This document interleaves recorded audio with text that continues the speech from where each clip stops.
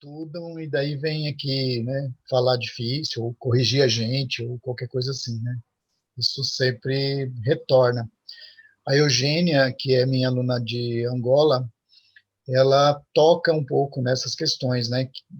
Ela pega a noção de inclusão, inclusão social. A inclusão social depende de você enxergar um lugar como social e o outro lugar como não social. Então, se o termo começou com uma boa intenção, né, de pegar aquela pessoa que está realmente fora de tudo e reintroduzir, esse termo foi apropriado depois por uma classe média, um neoliberalismo, que fez com que a gente pensasse que tudo o que não é o nosso é estar excluído. Então, principalmente no caso, principalmente não, vamos pegar o caso de Angola. Você está numa aldeia, você fala a sua língua, e daí você vai aprender português para ter inserção social. Isso implica se excluir daquele social onde você estava antes. Mas para pensar assim, você tem que admitir que lá onde a pessoa estava era um social também, o que nem sempre se admite. Se a gente pega os textos de educação infantil do Brasil, eles não têm pudor de escrever assim: a escola é o primeiro momento de socialização da criança. Então, o aniversário do primo, a visita na casa da avó, isso tudo não é socialização. Por quê? Porque você precisa admitir que quem não vai no shopping center também se socializa, quem não vai no mesmo restaurante que a gente também se socializa. Mas para admitir isso, tem que dar um passo a mais, né? Desculpa, tem Daiane, tem Valesca, querem falar? Então, Valdir, eu pensei bastante e me veio à mente uma situação que eu vivi, acho que no meu primeiro, não sei se na primeira semana, no primeiro mês de intercâmbio, ganhei uma bolsa, fui para os Estados Unidos, assim, nunca tinha ido para fora, não falava inglês, não falava inglês, a verdade era essa, né? Aí, jantando com uma mesa enorme do refeitório, com muitos brasileiros, alguns japoneses, eu sei que tinha gente de várias nacionalidades nessa mesa. E eles me cortaram alguma coisa que eu falei. Brasileiros mesmo viraram e pontuaram um erro. Assim, não interferia em nada no que eu estava querendo dizer, era só um erro mesmo ali, acho que gramatical ou de pronúncia, um ou outro. E isso eu falei, cara, eu não percebi na hora como uma violência, né? Talvez tá tão humilhada ali que eu achei que eu estava errado em tudo. Mas aí, pensando nisso, eu agora estou tirando como uma violência linguística que eu sofri, né? Que usaram a língua, a minha forma de falar, que eu nem sabia mesmo, real, estava lá fazendo curso de inglês. Então, a pessoa se sentiu no direito, e eu lembro que foi um homem, outra coisa aí que vai piorar o negócio. Eu lembro que ele ainda falou assim: eu tô aqui para ajudar, sabe?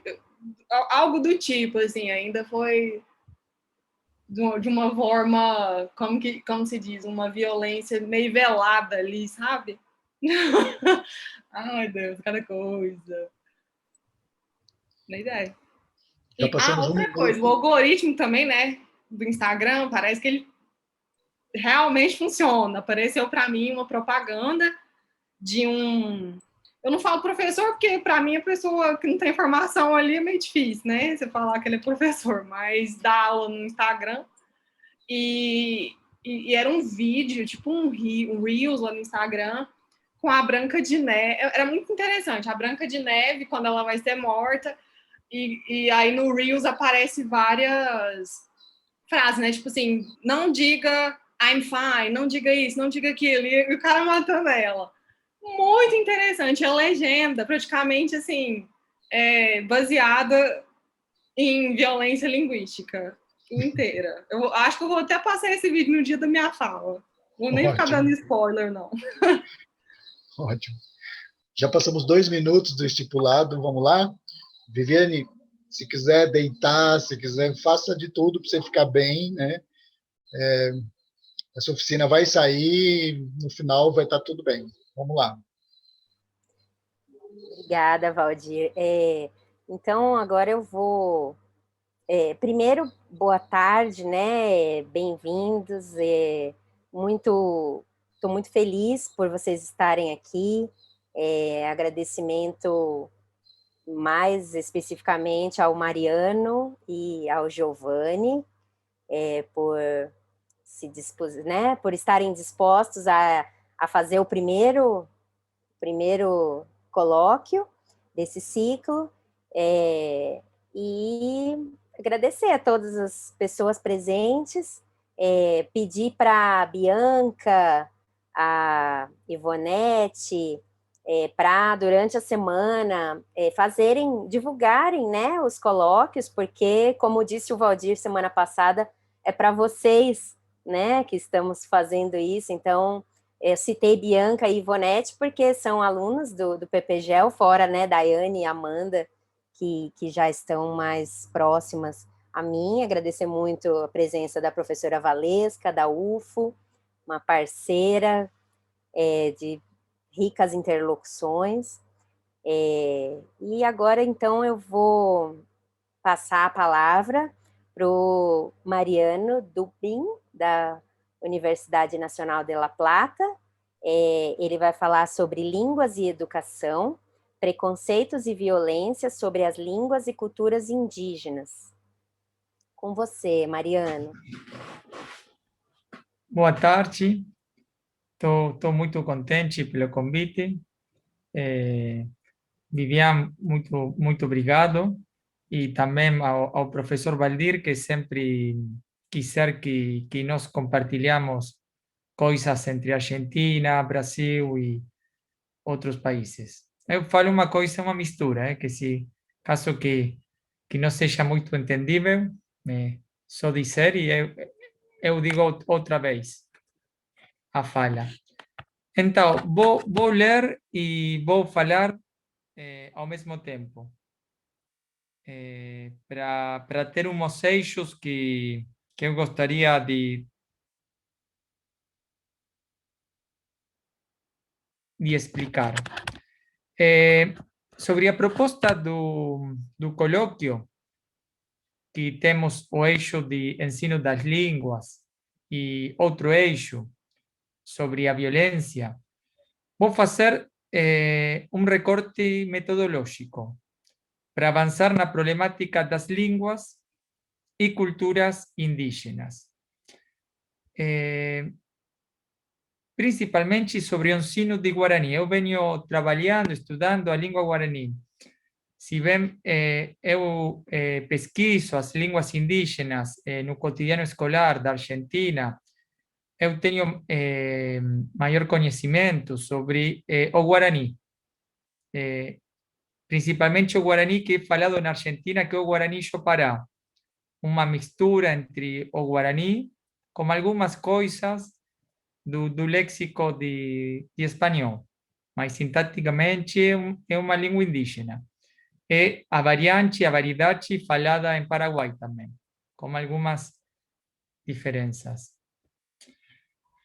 Então, a partir dos eixos, vou falar de 3 temas. Uma revisão das políticas educacionais relacionadas a essa língua. 2, uma descrição das imagens dominantes sobre a língua guarani. E 3, uma análise de casos de trabalho docente e ensino da língua guarani. Para poder estudar a marginalização da língua guarani. Quando Viviane me convidou, e eu não penso geralmente o eixo da violência, mas em termos que geralmente eu uso outras categorias.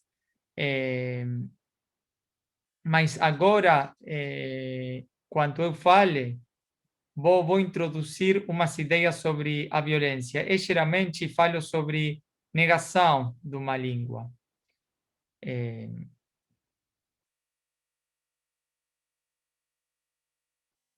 Em primeiro lugar, quando falamos sobre o Guarani, é importante falar sobre a relevância do Guarani. porque a negação sobre o Guarani é tão importante, tão forte, que geralmente pensamos numa língua falada por muito poucos falantes. O Guarani possivelmente é a terceira ou quarta língua mais falada na América Latina. Temos talvez 10 milhões ou mais falantes.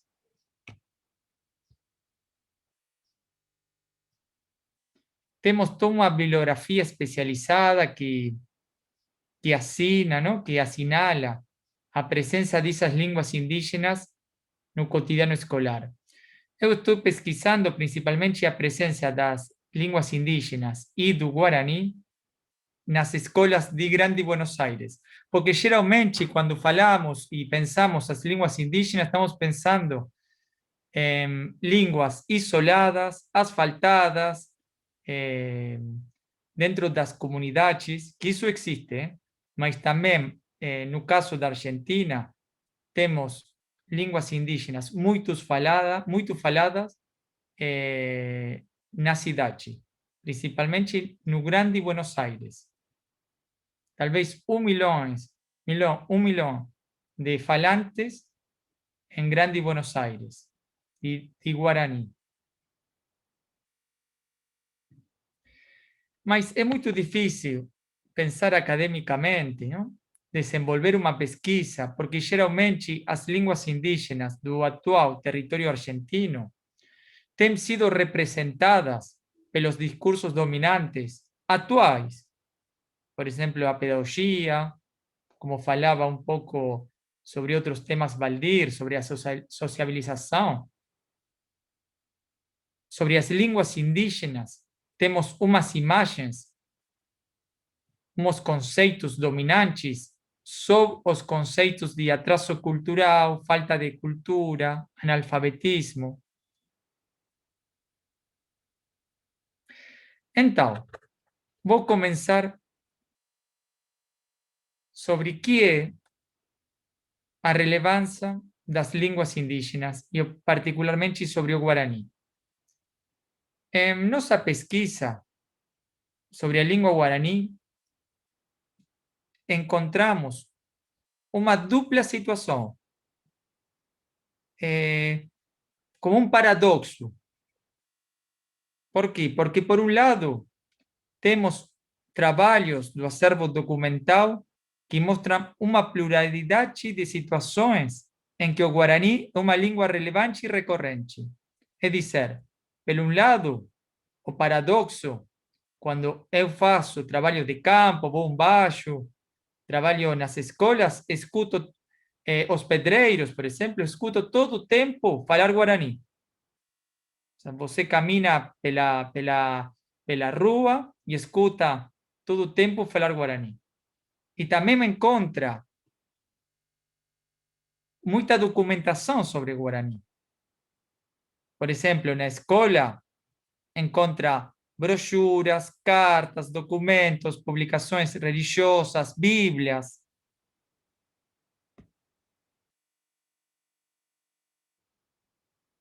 Mas, ao mesmo tempo, temos um discurso dominante que diz que o Guarani não existe. Então, quando você está pesquisando o tema, ou vive isso, ao mesmo tempo, sendo pesquisador, uma situação de paradoxo.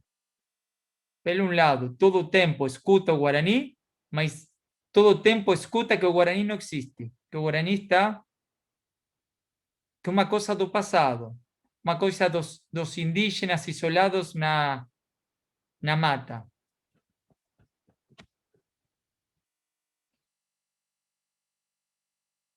Além disso, o Guarani é uma língua viva e importante no cotidiano escolar, principalmente no cotidiano de Grande Buenos Aires. Estamos falando a cidade mais grande da Argentina.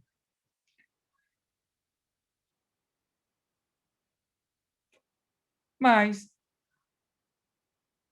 ao mesmo tempo, os enunciados oficiais e públicos mais recorrentes são dados como surpresa. Quando eu falo sobre Guarani, por exemplo, na academia, na universidade, como uma coisa surpresa.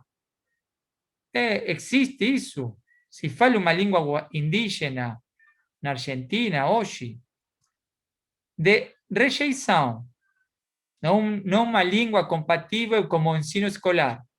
Devemos ensinar em espanhol. De nostalgia, é uma língua que já desapareceu ou está em vias de desaparecer.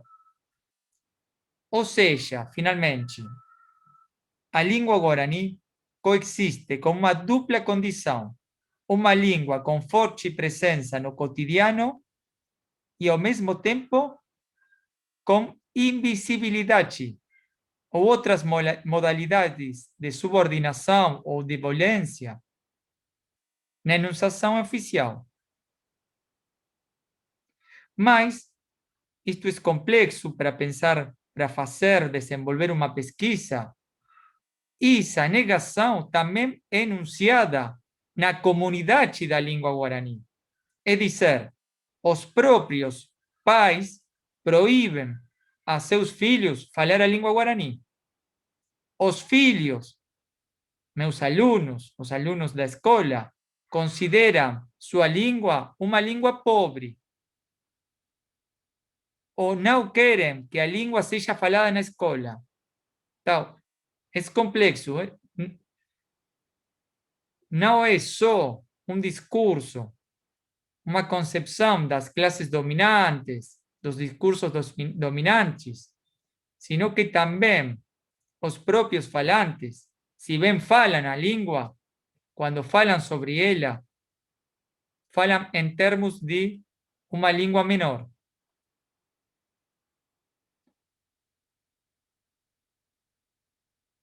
Nesse sentido, a invisibilidade da língua guarani possui diferentes níveis de análise, que devem ser considerados em particular. Primeiro, as mesmas representações de alguns falantes que falam a língua, mas consideram a língua algo de pobre ou menor, já que em alguns momentos em algum momento eles pensam que devem abandonar a língua para desenvolver-se, para ser parte da escola, da civilização, do progresso. Segundo, a quase total ausência na formação de um discurso sobre a nação a partir do Estado Nacional, e em particular no caso da província de Buenos Aires, para recuperar a língua guarani como língua oficial. Isto é muito particular na Argentina. O discurso nacional é um discurso de imigração europeia. E geralmente as pessoas pensam que a Argentina é um país de imigrantes europeus. Então, você escuta todo o tempo Argentina branca, Argentina que são todos italianos, judeus, franceses, etc. Mas, etnicamente, a Argentina é um país mestiço, onde temos uma população indígena muito importante. Então, o Estado reproduz todo o tempo uma ideia que os índios, os mestiços, não existem.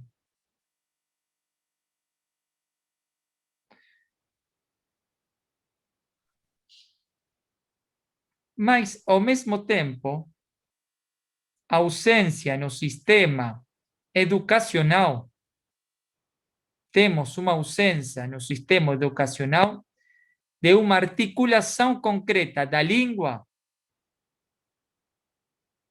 com material didático, é dizer, não temos material didático, diretrizes curriculares, desenhos curriculares, políticas linguísticas e educacionais, e formação de professores para abordar as línguas indígenas ou a língua guarani. Então, temos todo um processo complexo de invisibilidade no Estado, na política educativa, nos próprios falantes.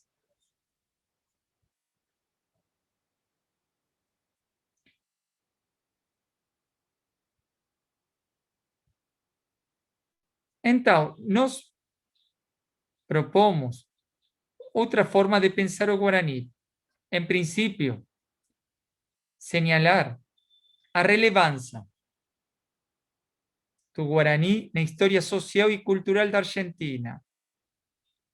Por exemplo, um primeiro eixo a apontar é a extensão da língua Guarani, tanto pelo seu número considerável de falantes, quanto pela diversidade territorial onde é falada.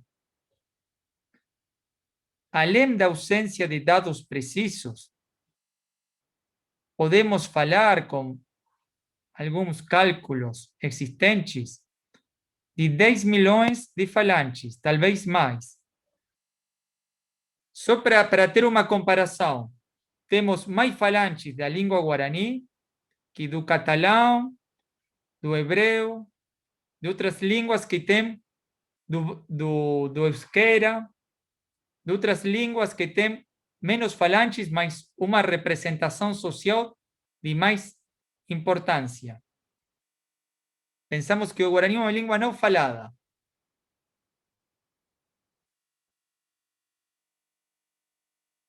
Ao mesmo tempo, temos muitas diversidades da língua guarani.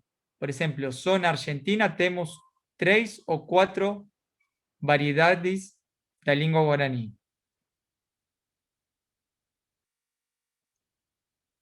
Mas temos dados históricos muito importantes para pensar a língua. Por exemplo, a segunda fundação de Buenos Aires, no ano 1580, foi feita pelos índios guaranis.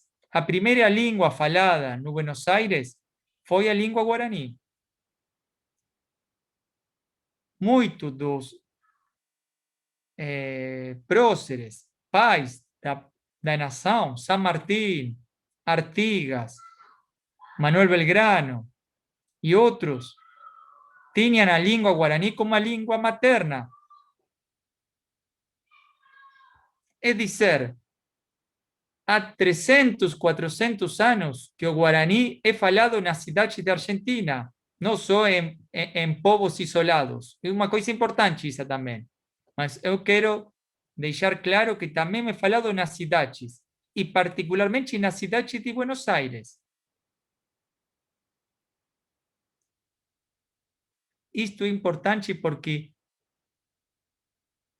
podemos compreender o processo de invisibilidade, de violência contra uma língua, se entendemos também a importância que essa língua tem em quantidade de falantes, em documentação, em literatura, em poesia, música, documentos.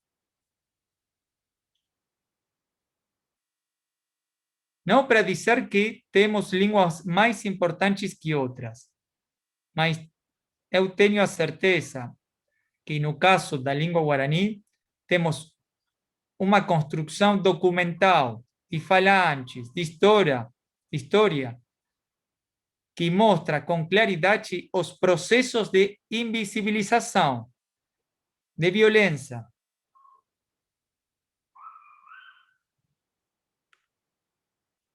Para terminar, como dissemos, as línguas indígenas são uma das recorrências do cotidiano escolar que ainda não foram estudadas no contexto escolar da Grande Buenos Aires.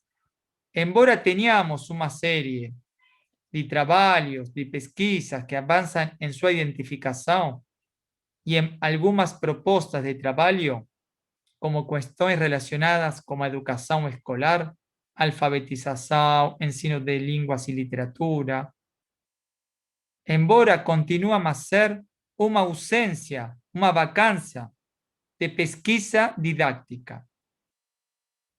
Além disso, a política curricular da província de Buenos Aires e da cidade de Buenos Aires não só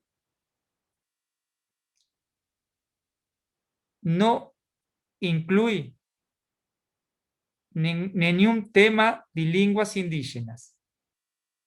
É dizer, ao mesmo tempo que temos alunos que falam línguas indígenas, não temos nenhuma política linguística curricular sobre esse uso, sobre esses falantes. Também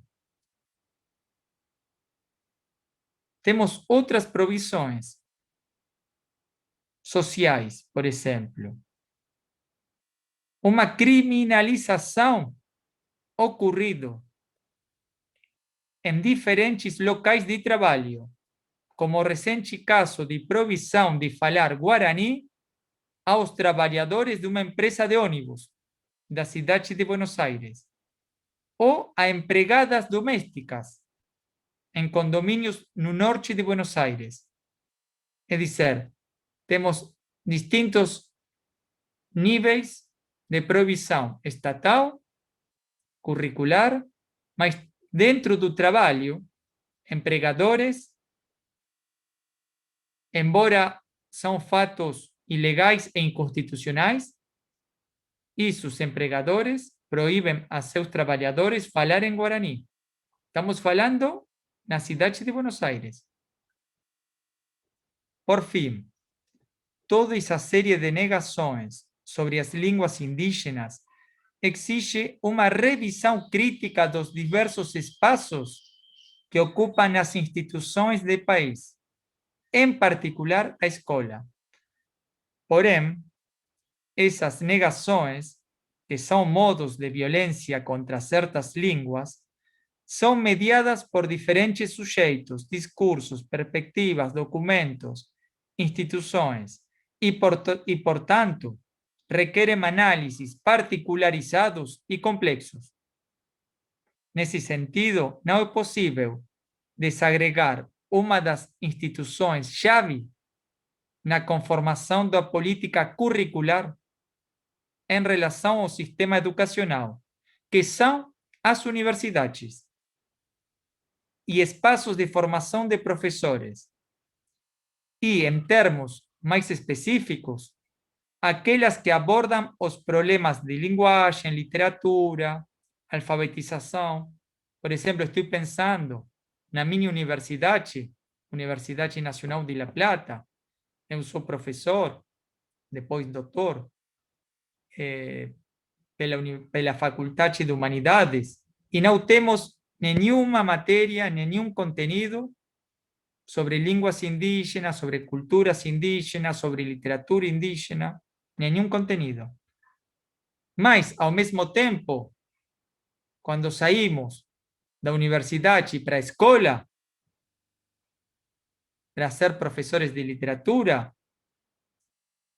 nas nossas aulas, nas nossas escolas, vamos a escutar, ouvir todo o tempo meninos falando guarani. Isso também é um paradoxo e, ao mesmo tempo, uma violência. Em suma, uma pesquisa acadêmica, precisamos uma pesquisa acadêmica preocupada com a produção institucional de suas representações negativas, que deve, além de analisar a escola e a sala de aulas, possa recuperar o papel da produção acadêmica na política educacional e produz nova política educativa a partir do que acontece no cotidiano social e no cotidiano escolar.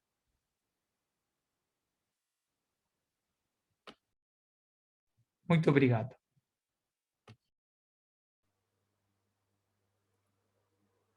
Em nome de todos os presentes, eu que agradeço, Mariano.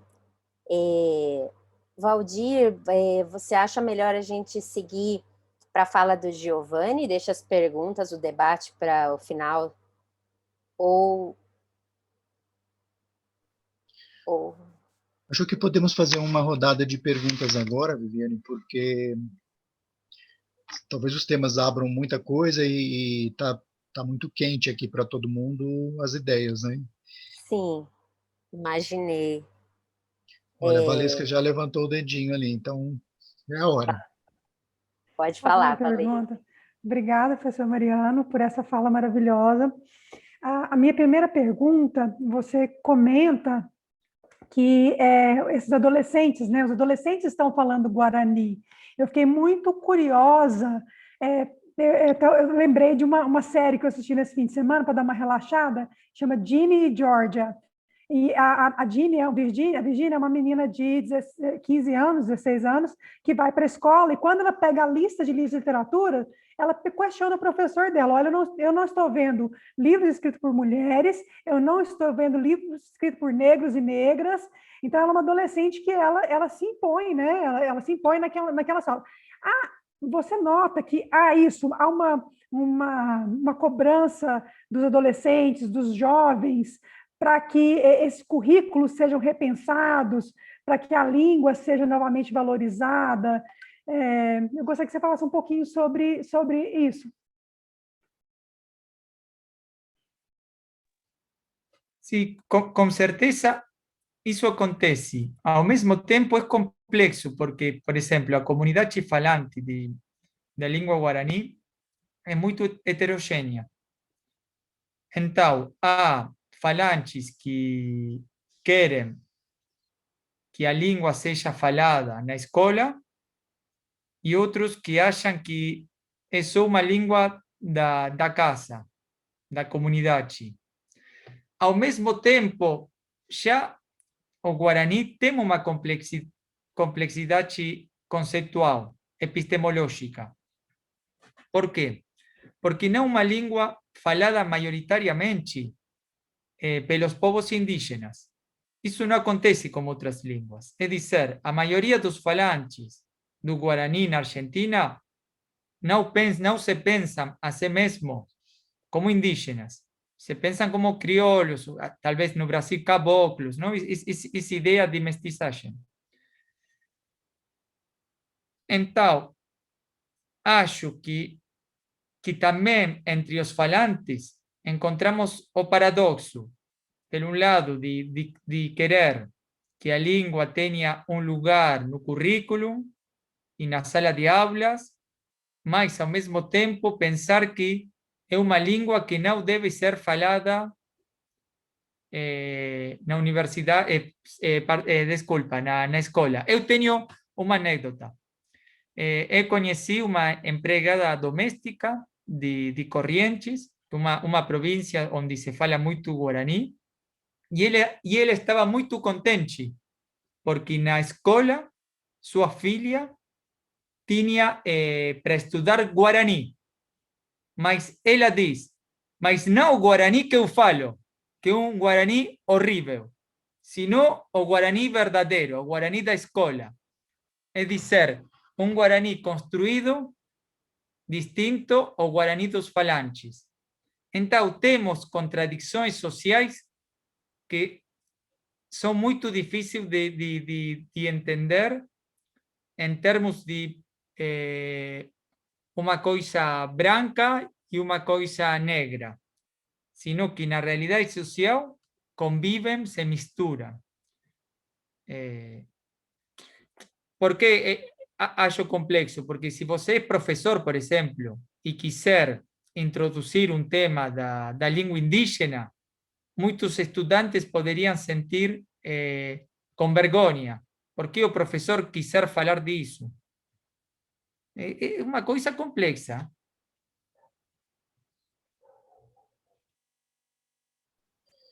Eu queria dar um palpite também.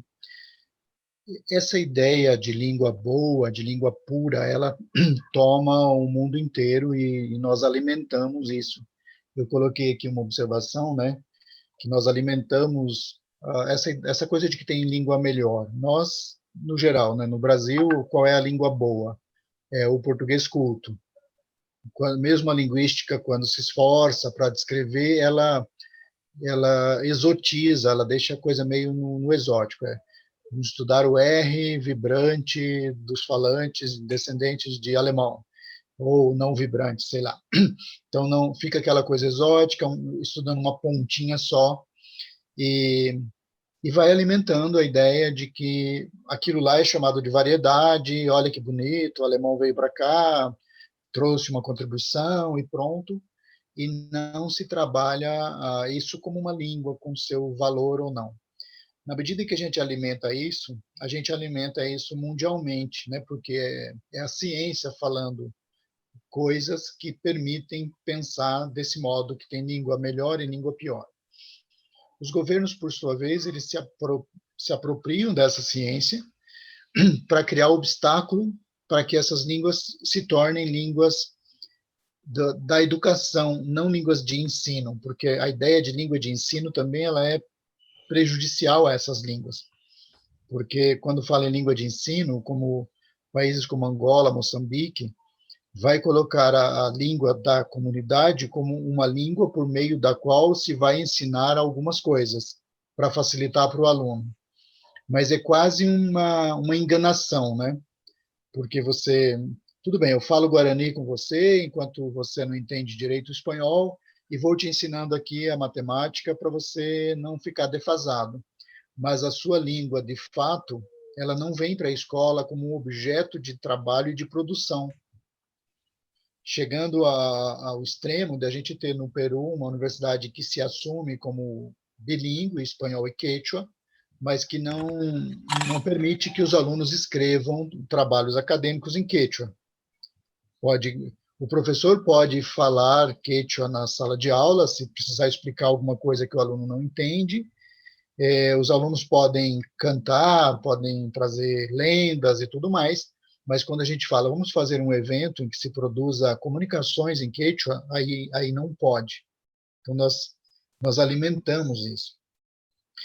Os governos, por sua vez, eles se apropriam disso para usar os argumentos, né, de que o Guarani não é uma língua de tecnologia, o quimbundo também não, e isso volta para a comunidade. Quando a gente vai para Angola, numa região que é falante de quimbundo, as pessoas dizem, mas aqui o quimbundo daqui não é bom. O quimbundo bom é lá não sei da onde, né? E nunca, né? Nunca se coloca esse quimbundo na escola, nem mesmo para ser uma língua de ensino. E assim, as pessoas, os intelectuais, eles se sentem bem falando, não, mas vamos ter que decidir que língua ensinar, mas nessa região tem muito imigrante de outras partes do país, então, se colocar uma vai ofender outro grupo. E eu digo para eles, olha, quando vai pagar uma escola privada, você escolhe a escola. Eu quero estudar alemão, vou lá e pago uma escola privada de alemão. Se eu quero estudar espanhol, eu pago uma escola privada de espanhol. Por que uma escola que está numa região onde tem várias línguas funcionando, ela não pode ter 4 salas, que é a sala da língua? Se eu sou de origem quimbundo, eu vou entrar na sala do quimbundo. Se eu sou de origem umbundo, eu vou entrar na sala do umbundo. Para mim não tem segredo. O problema está na gente romper esse obstáculo e conseguir chegar a assumir mesmo. São várias línguas, as línguas estão aqui e a gente precisa fazer com que elas tenham validade, né?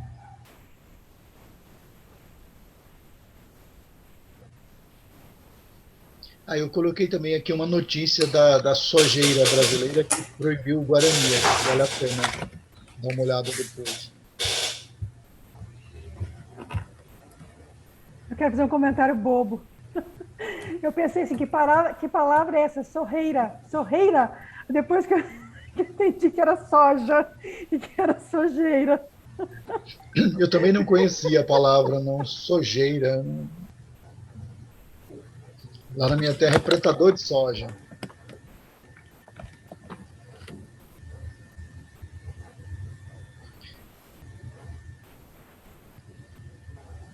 Como está um silêncio bem grande.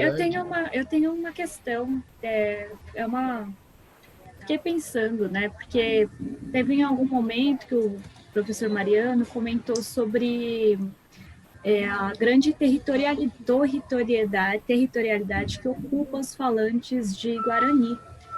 E aí eu fiquei pensando que, diferentemente das outras línguas, não há uma delimitação estritamente nacional. E aí eu fiquei pensando, será que esses falantes de Guarani se identificam entre eles, embora em territórios nacionais diferentes? Porque o Paraguai também fala Guarani. No Paraguai, parte da Bolívia, se fala Guarani também. Como é essa identificação como falante? Essa identificação cultural, né? Também. Eu tenho uma palavra que eu digo muito, não é uma coisa complexa, mas é complexo como os falantes do Guarani se autorrepresentam. O falante de Guarani Chopará, que é o falante de Guarani no Paraguai e na Argentina, temos uma ideia que não falam uma língua indígena. Para eles, o que fala uma língua indígena, o Guarani indígena é o Mbia Guarani, que se fala no estado de São Paulo. Eu estive numa comunidade, em Jaraguá, por exemplo, lá falam Mbia Guarani. Também na Argentina se fala. Se você fala Chopará, você não tem nenhum problema de falar Mbia Guarani. E se você fala Mbia Guarani, não tem problema de falar Chopará. São duas variedades muito próximas. Então, mas acontece outra coisa. Por exemplo, os falantes de Paraguai têm uma boa imagem dos falantes de Guarani da Argentina, por exemplo, da província de Corrientes. E eles, quando falam do correntino, da pessoa de Corrientes, não falam mal. Inclusive não diz que é argentino. Para um paraguaio, um correntino não argentino. E isso acontece porque o correntino fala Guarani. Também acontece em outra província, Formosa, onde se fala Guarani, e os paraguaios têm uma boa imagem do formosenho. Mas quando falam do porteño, ou da pessoa de Buenos Aires, do branco, etc., falam mal. Mas uma coisa que se fala mal, que lá não se fala Guarani.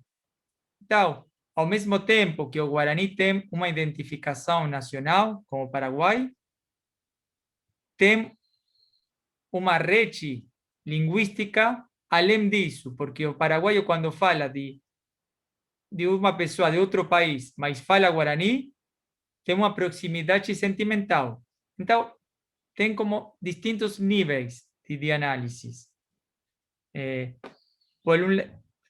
Você pode dizer, no Paraguai, o Guarani é uma língua nacional, sim, mas não indígena, sim, mas ao mesmo tempo, muitos paraguaios têm uma ideia que sua língua é uma língua importante porque veio de uma cultura indígena. Então, muito complexo e representações, mas, por exemplo, eu diria uma coisa sobre o que Valdir disse sobre uma língua verdadeira.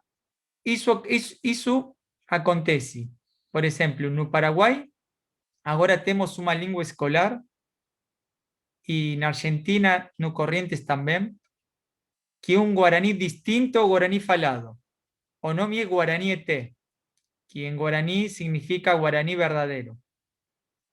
E temos uma estrutura sintática distinta ao Guarani Chopará, é dizer, o Guarani falado na Argentina e no Paraguai. E principalmente não aceita as palavras que o Chopará utiliza do espanhol. Então, começa a inventar palavras para dizer livro, que não existe a palavra livro em Guarani. Utiliza a palavra espanhol. Como o espanhol utiliza palavras árabes. Não. Mas, então, você tem alunos que vão à escola e na sala de aula de Guarani não entendem o que o professor está dizendo. Eles falam Guarani, os alunos, mas na sala de aula existe outro Guarani. Então, você encontra muitos níveis distintos de análise que é muito difícil dizer, falar só de um falange do Guarani. Temos falanges indígenas, falanges mestiços, temos acadêmicos que estão inventando agora um novo Guarani, um Guarani acadêmico, temos Guarani de distintos países, ao mesmo tempo, o Guarani, dentro do tronco Tupi-Guarani, temos mais, além de 20, talvez 30 línguas que são faladas na Guaiana, no Peru, na Colômbia, na Argentina.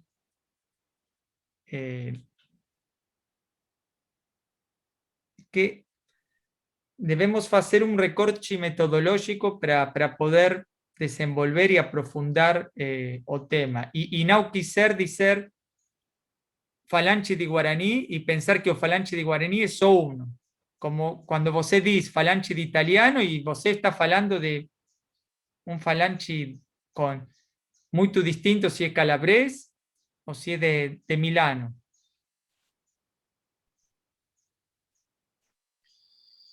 Tem uma infinidade de questões para levantar a partir daí. Por um lado, só para pegar um detalhe, acho que daí a gente tem que passar para a próxima apresentação, porque são muitas coisas, mas é interessantíssimo abrir esse universo e verificar mesmo em que pontos a violência acontece. Se, por um lado, é necessário reconhecer que existe um Guarani que já tem muitas palavras do espanhol incorporadas, por outro lado, eu penso sempre no caso do Tétum, do Timor-Leste, em que as palavras do português incorporadas no Tétum, elas eram desnecessárias, porque eu pensei nisso porque o Mariano falou do uso da palavra livro, não havia livro em Guarani, então incorporaram do espanhol, e agora inventa assim um termo para ser um termo Guarani, não do espanhol. No caso do Tétum, incorporou-se a palavra escola, mas aí a pergunta é, não havia uma situação de ensino-aprendizagem na cultura dos povos timorenses? Era mesmo obrigatório incorporar uma palavra do português? Então, só isso abre um campo infinito de pesquisa para ver de que forma, de fato, é necessário o empréstimo linguístico e de que forma o empréstimo linguístico representa uma violência, que no Brasil naturalizou-se, né? A gente falava no encontro passado, eu chamo de mouse, eu chamo a cumbuca, eu chamo de ball, o panfleto do evento eu chamo de flyer, e, bom, a pergunta é, qual é a necessidade de fato de haver isso? A linguística que me formou diz que as línguas são assim mesmo. Quando eu criei minha disciplina no programa de filologia da USP, eu criei para a gente pensar que, embora as línguas sejam assim mesmo, existem relações de poder que fazem com que as línguas se alterem. Por exemplo, quando eu comecei a assistir voleibol na televisão, as jogadas eram ditas todas em português. Hoje, as jogadas são ditas todas em inglês. Não é porque os falantes de português sentiram essa necessidade, é porque há uma força ligada à transmissão mundial e essas coisas disseram, vamos aqui transmitir tudo em inglês, porque daí todo mundo entende. Se você vai na USP, todas as placas lá estão escritas em inglês, e você fica perguntando por que o falante de inglês chega na frente de uma placa onde está escrito Departamento de Rádio e Televisão, e ele tem que ler embaixo em inglês, sendo que são 5 ou 6 letras apenas que mudam. Que falante de inglês é esse que ele não consegue olhar para a palavra televisão em português e falar, é television? O que é esse falante de inglês na imagem de quem botou essa placa? Então, tem um uso desnecessário da língua do outro dentro da nossa, que também precisa ser visto. Isso vale para o Guarani, isso vale para todas as línguas. Então, há um campo muito grande. E, bom, só para terminar aqui, eu coloquei um livro que eu gosto muito, porque ele nos auxilia a pensar nas línguas para além do que atestam os linguistas. Os linguistas atestam muitas vezes que a língua está acabando, que tudo já mudou, etc. Nesse texto, que tem capítulos super difíceis, aí eu coloquei uma resenha aqui, ele vai falar de outra perspectiva, ele vai dizer, se ainda há palavras de uma língua no interior da outra, você consegue recuperar essa língua. Ela ainda está aí. Ele vai dizer também que quem diz se a sua língua morreu ou não é o falante, não alguém que está de fora dela. E por aí vai. Eu acho que esse livro abre um campo muito importante para a gente pensar nessas relações aí que são violências contra as identidades. Mas, enfim, eu paro por aqui porque é muita coisa e eu gostaria de ficar falando muito. Eu só queria colocar um detalhe rápido, que o Giovanni falou das pessoas que achavam que deviam abandonar a língua, né, o Guarani, para poder se desenvolver, né, e me lembrou de um caso que eu acompanhei de perto, uma doutoranda do Vietnã, que fazia doutorado no Canadá, e tinha a filha estudando no Canadá.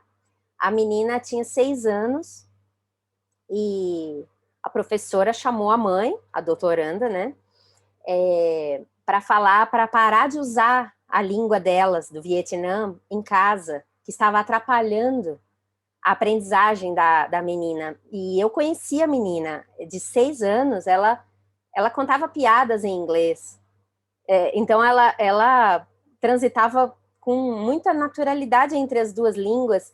Eu fico me perguntando qual que é esse nível de exigência de uma professora que está alfabetizando, né, que está introduzindo o aluno, e quais as implicações disso para nós, professores de línguas, tanto de língua materna quanto de língua estrangeira, desse proibir de usar a língua materna, né, nos ambientes, né, acadêmicos ou nos ambientes familiares, como foi o caso dessa do Vietnã. E aí, para fechar, eu acho que entra uma problematização do conceito de desenvolvimento. Eu gosto, quem já ouviu falar vai ver que eu estou repetindo, mas é porque tem um trabalho de um professor da USP, o Lin Mário, com a Vanessa Andreotti, sobre ensino de trabalho de alguns conceitos. E quando falava em desenvolvimento, eles citam a posição de um indígena brasileiro. Foi assim, eram comunidades indígenas de várias partes do mundo, mas esse do Brasil falou que desenvolvimento para ele era uma coisa ruim. E aí, né, explicando, mas o que é desenvolvimento para você? Desenvolvimento é quando uma pessoa aqui da nossa comunidade indígena vai para fora, vai viver o mundo do branco. Então, ele não está mais envolvido com a comunidade, ele está desenvolvido, ele brinca com o prefixo. Então, aí começa a gente a pensar no conceito de desenvolvimento, e isso chega ao absurdo, né, da professora pedir para a mãe não usar a língua materna em casa porque estava atrapalhando o desenvolvimento dessa aluna, né? Enfim, só queria comentar isso que me chamou a atenção, mas concordo com o Valdir que a gente tem que avançar. Eu vou, então, passar a palavra para o Giovanni, agradecer mais uma vez, Giovanni. Obrigado, né? Obrigado, professora Viviane. Obrigado, professor Valdir, por ter, né, acreditado que esse trabalho é um trabalho bem simples que a gente produziu, e eu vou aqui pedir licença para fazer a leitura de uma explicação sobre o que foi produzido e o que a gente pensou produzindo isso, tá? Então eu vou pedir licença também para fazer uma apresentação de slide para aqui ficar escondido um pouco atrás dos slides, sentir um pouco menos de nervosismo a oportunidade, então vou aqui fazer uma apresentação de slide enquanto eu vou fazendo essa leitura. Então, ensino de língua e libertação da violência ideológica como um projeto de nação unificada. Cursando letras com habilitação em português e japonês no curso da USP, eu fiz a opção pela licenciatura, o que me levou a imergir na experiência da disciplina de Metodologia de Ensino de Língua Portuguesa, rotineiramente chamada de MELP. A disciplina é dividida em 2 semestres e exige uma carga horária de estágio de 90 horas por semestre. Portanto, como parte das experiências em campo, o professor Valdir solicitou uma pesquisa que abordasse o tema língua e violência. E a partir de debates e informações levantadas por nossa turma, chegamos a alguns elementos comuns para a delimitação da pesquisa. A minha pergunta para dar início ao trabalho era: a educação e a violência são temas que interagem de alguma forma em nossa sociedade? O tema da pergunta me acompanhou a maior parte do semestre, durante estudos teóricos e práticos, tanto na observação quanto na aplicação do meu plano de aulas no ensino fundamental. Hoje, diante dessa oportunidade criada pelo incentivo e orientação do professor Valdir, a pergunta parece óbvia e cheia de caminhos para ser desenvolvida, visto o significativo evento que estamos participando sobre o próprio tema. Contudo, peço licença para desenvolver meu processo de reflexão da época em que a pesquisa foi feita.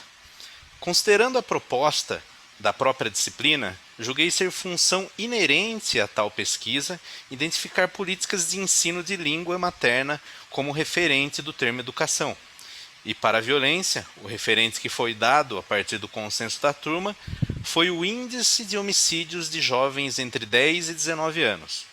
Nós também delimitamos que ambos elementos deveriam ser discutidos a partir da escolha de um dos países mais violentos do mundo para os jovens. A pesquisa apresentou como apoio para mensurar os dados de violência o relatório da Unicef de 2017 intitulado A Familiar Face: Violence in the Lives of Children and Adolescents. O título se mantém no idioma da versão que está disponível para consulta. O relatório tem entre os tipos de violência destacados os homicídios de jovens entre 10 e 19 anos, enumerados por países. Propus para tentar oferecer uma percepção clara dos dados que o termo homicídio fosse entendido conforme a descrição do relatório. Portanto, o termo representa as mortes por violência interpessoal com intenção de matar, a violência coletiva causada por conflitos armados reconhecidos pelo governo e mortes violentas das duas formas. Os números são coletados a partir de informações da OMS, ou seja, são consideradas as mortes oficialmente registradas. O relatório citado é a referência de outras análises sobre o assunto, como, por exemplo, o Atlas da Violência, do IPEA do Brasil, e ainda o documento A Educação que Protege contra a Violência, produzido também pela Unicef. Ambos foram considerados para análise. Balizado pelo critério de seleção de um país estrangeiro, os destaques de dimensão e importância que guiaram minha escolha foram que a segunda maior população da América Latina depois do Brasil é a Colômbia, e que ela aparece classificada como o 5º país com maior índice de homicídio de jovens. A Colômbia está à frente do Brasil, que tem a 7ª posição com a maior população sul-americana. A Colômbia, com cerca de 47 milhões de habitantes, é o 3º país de língua espanhola mais populoso do mundo. A partir da seleção, procurei um plano de educação nacional no site do governo. No Ministério da Educação, encontrei uma apresentação de 2015 com detalhes do formato de seu sistema de ensino com 3 níveis, sendo a pré-escola com no mínimo 1 ano obrigatório, a básica com 5 anos, a secundária com 4 e o ensino médio com duração de 2 anos. No sistema educacional da Colômbia, os jovens entre 10 e 19 anos, em geral, deveriam estar sendo atendidos pela educação secundária e média. O destaque que chama atenção no plano é o propósito que cito direto do plano estratégico: ser o país mais educado na América Latina até 2025. O plano justifica que a educação gerará igualdade de oportunidades e desenvolvimento econômico, e que permitirá a transformação social do país e ainda a consolidação da paz. Entre os planos de ação para atingir o propósito, alguns estão ligados ao ensino de língua, como, por exemplo, o desenvolvimento de uma nação bilíngue a partir da oficialização do inglês como segunda língua da Colômbia. Outro exemplo é o propósito de zerar o índice de analfabetismo. O governo colombiano publicou em 2006 um documento com padrões básicos de competência para algumas disciplinas escolares, incluindo a linguagem. O plano explica que a referência deve ser adequada por cada educador, de acordo com a realidade de cada comunidade escolar. Entre os resultados esperados estão o uso da língua para comunicação, transmissão de informações, representação da realidade, expressão dos sentimentos, exercício de cidadania responsável e o sentido da própria existência. Padrões que estão alinhados com a concepção de linguagem que vamos adotar mais à frente. A consolidação da paz, que foi citado como justificativa do plano de educação colombiano, vincula a missão da educação ao processo de paz que tem desafiado a sociedade colombiana ao longo da história do país. Diversos fatos ligam a violência à história colombiana e à exploração sofrida ao longo do processo de colonização, desenvolvimento e formação da ideia de nação. Entre os marcos da luta estão o processo de ocupação do território pelo povo que geograficamente proporcionou o fortalecimento de regiões economicamente independentes, orientadas de acordo com os interesses exploratórios de cada região. O outro marco relevante é o fim da República Federal com a tomada do poder pelos conservadores. Eles armaram os camponeses para a defesa e foram respondidos com a formação dos grupos guerrilheiros liderados por liberais, são as Farc. Os camponeses que têm a responsabilidade de proteger o território têm apoio econômico do poder comercial, oriundo da produção de coca. Os migrantes interessados em proteger seus interesses de dominação expansionista fortalecem as Farc. A tradição de embates e repressão bélica das Farc foi oposta pela implementação da Lei de Justiça e Paz de 2005. Ela reduz sentenças dos grupos confessos e vem sendo aplicada e debatida com oposições pela Lei de Anistia, que viola os direitos humanos. Os interesses internacionais das riquezas energéticas do país e a potência econômica do tráfico de drogas, que fortalece muitos dos grupos guerrilheiros, são tratados pelas outras nações com posições que oscilam com justificativas de apoio às ações para a solução do problema, de acordo com seus respectivos interesses. Para todos os tipos de ações bélicas contra o terrorismo, contra os narcóticos ou a conciliação por anistia, o governo investe com a ajuda de apoios internacionais. A Colômbia tem os seus índices de violência causados em grande parte por confrontos entre governo e tropas populares, o que sugere uma sociedade que não consegue se consolidar de forma unificada em seu propósito de nação. O texto de Joshua Fishman, The Impact of Nationalism on Language Planning, apresenta com suas palavras que o nacionalismo configura-se como um movimento que pretende estabelecer uma unidade inerente aos grupos que não eram unidos antes, utilizando como fatores de integração os laços familiares e a localidade. E ainda explica que a configuração do Estado moderno demanda a adoção e oficialização de uma língua para o contato administrativo entre o povo e o poder constituído. As línguas oficiais reconhecidas pelo governo da Colômbia são a língua espanhola e o inglês.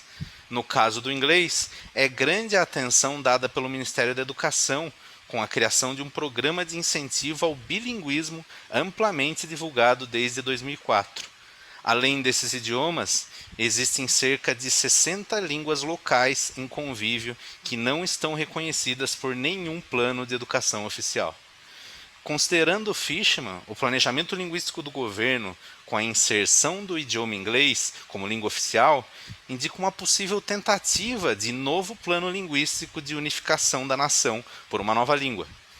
Eu imaginei essa estratégia a partir do projeto de bilinguismo, que tem o objetivo de internacionalização, que foi justificado pelo aumento da empregabilidade, ou seja, considerar a entrada de uma nova cultura que tenha poder econômico para oferecer posições de trabalho, unificando o modelo de subsistência em um padrão internacional.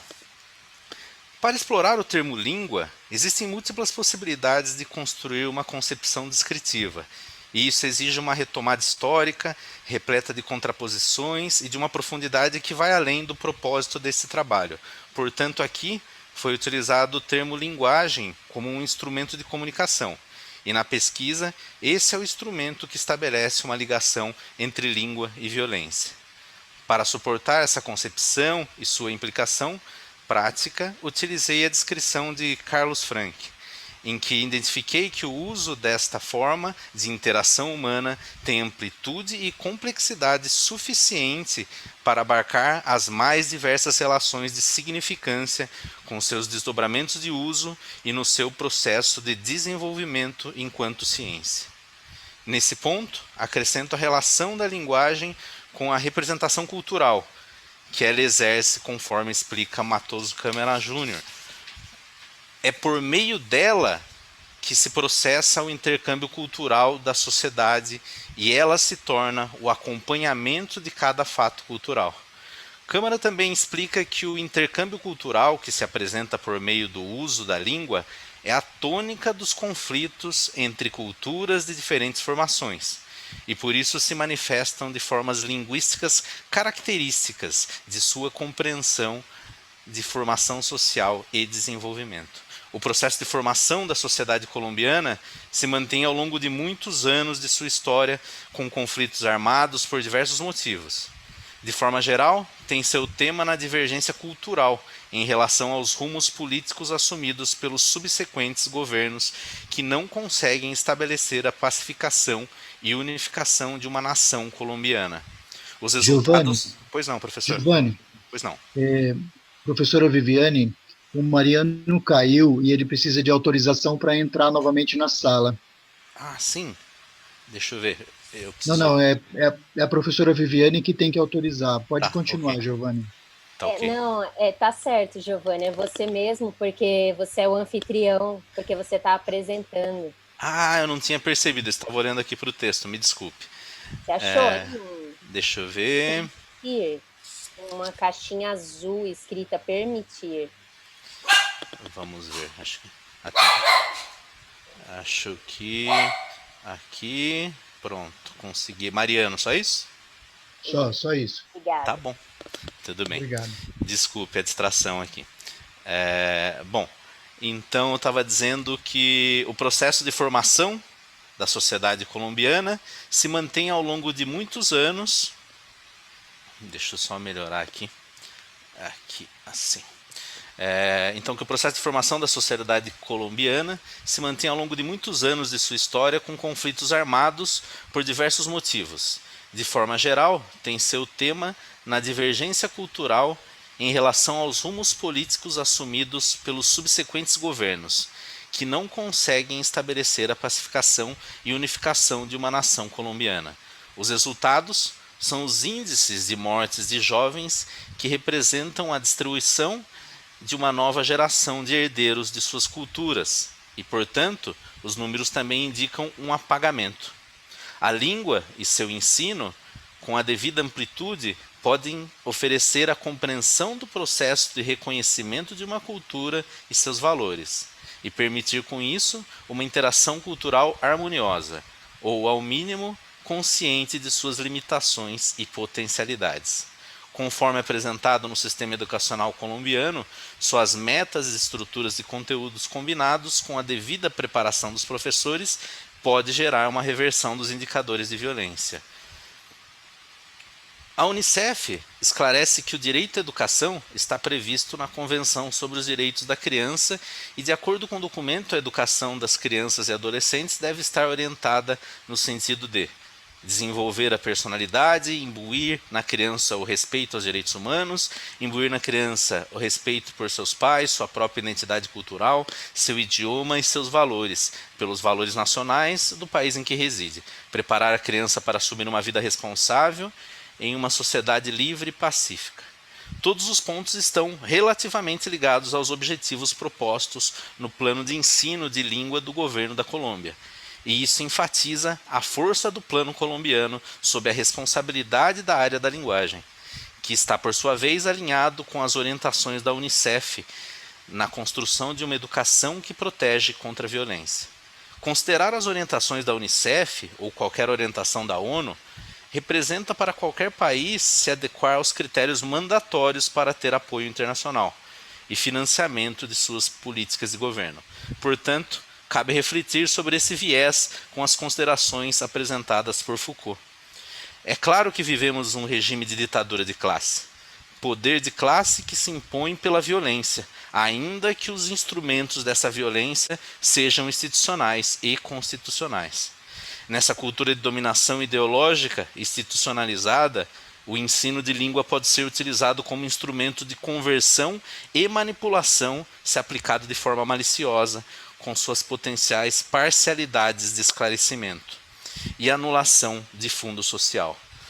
Tal uso alimenta essa máquina de destruição social representada nos índices de homicídio para o controle dos interesses de uma classe dominante. A pergunta que faço é: os manuais de ensino e propostas de pacificação e diálogo do governo colombiano estão alinhados a qual interesse dominante? Independente do interesse escolhido, a população que sofre com a destruição de sua família causada pela violência das estratégias de dominação, ou que é desprezada em sua dor com as anistias aos culpados pela destruição, não tem voz. Com ou sem domínio de seu idioma, essa parte da comunidade por repressão de sua existência e sufocamento de seu espaço social tem sua participação anulada de qualquer uma das tentativas de construção de uma hipotética nação colombiana. Além do silenciamento das vozes, há também o uso linguístico considerado violento, conforme Daniel Silva e Claudiana Alencar explicam, dizendo que chamamos de violentos os usos linguísticos que, ao posicionarem o outro, especialmente aquele que representa a raça, o gênero, a sexualidade e o território que não se quer habitar num lugar vulnerável, acabam por insultar, injuriar ou violar sua condição. Entendemos por esse o fato situado em que certos recursos da língua são empregados para ferir. Nessa perspectiva, o uso da linguagem tem uma função de instrumento bélico na construção de relações sociais conflitantes. Portanto, ao serem utilizados com esse propósito, de forma consciente ou não, podem promover atos de retaliação do interlocutor agredido, nas mais diversas formas de reação. Os efeitos psicológicos e morais causados pelo ataque verbal, por exemplo, são notadamente geradores de agressão física ou de uso de instrumentos e armamentos letais em sua solução da divergência. Portanto, o ensino de língua, visando um amplo conhecimento de suas múltiplas dimensões de uso e compreensão, devem ser rigorosamente explorados como objetivo de construção de uma sociedade consciente das responsabilidades que a convivência social demanda de um cidadão global. Concluindo as reflexões, entendo que desenvolver o tema proposto de encontrar as relações entre educação e violência criou uma oportunidade de passagem por variadas leituras da concepção de língua e suas finalidades, as diversas relações estabelecidas entre a língua e seus variados campos de interação, junto da complexa teia de relações de interesses do desenvolvimento de ações de fortalecimento e criação de uma nação, bem como a participação da educação nesse processo. Os temas estão limitados em sua amplitude de acordo com a capacidade e disponibilidade de recursos e materiais para desenvolvê-los, e também em razão da inexperiência no processo de desenvolvimento de tal modelo de pesquisa. Contudo, o processo se comprovou muito profícuo na conscientização da função de um professor de língua materna em sua comunidade de fala. Os resultados indicam um claro espaço latente de responsabilidade para uma atuação de professores comprometidos com um projeto de valorização do ser humano e sua diversidade cultural representada pela linguagem. Considerando, portanto, a procura por alguma forma de interação entre educação e violência, foi possível adentrar num universo teórico de variadas possibilidades de atuação de um projeto educacional de ensino de língua e ainda conhecer a situação do projeto de um país sufocado pela violência que está dizimando uma geração inteira de jovens sem oportunidade ou consciência de suas próprias existências enquanto ser humano produtor de uma cultura e herdeiro de uma comunidade de tradições e valores que podem construir um ser mais completo de sua humanidade e preparado para criar o seu futuro de acordo com suas perspectivas de necessidades e interesses comuns de sua sociedade. A Colômbia tem um plano de educação preparado e alinhado com os valores globais para aplicar em sua comunidade. Porém, não é possível compreender a abrangência desse plano em se tratando dos seus resultados em toda a sua extensão populacional, que está restrita na pesquisa aos dados públicos de interesse de seus editores e publicadores. Esse, portanto, é um caminho para o desenvolvimento de uma abordagem mais rigorosa na origem dos dados que ofereça entendimento mais amplo do assunto discutido. A partir de tais considerações, concluo que o ensino de língua pode libertar as pessoas de uma violência física e ideológica, e com o uso de uma linguagem clara e consciente, é possível construir um projeto de nação unificada por suas afinidades e pacificada pelo autoconhecimento. Então eram essas as considerações sobre o trabalho que eu produzi. Eu quero agradecer novamente a oportunidade e vou compartilhar o trabalho na íntegra, né, no formato que foi entregue e avaliado pelo professor aqui no bate-papo. Aqui vou compartilhar o arquivo original para quem quiser ler e ver as referências que estão todas em detalhes lá, tá? Não sei se eu tenho condição de responder perguntas tão produtivas como vocês têm preparado, mas eu estou à disposição se eu puder dialogar sobre alguma coisa.